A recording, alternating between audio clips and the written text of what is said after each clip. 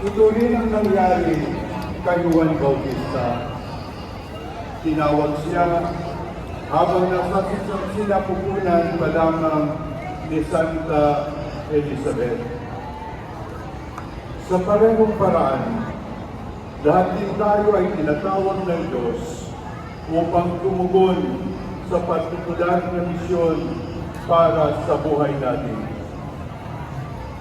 Ang tunay na pamayanang nagbibigay pag-asa ay hindi binubuo ng mga taong abalalangang sa sariling interes, kundi ng mga taong nakikinig sa tawag ng Diyos at handang maglingkod.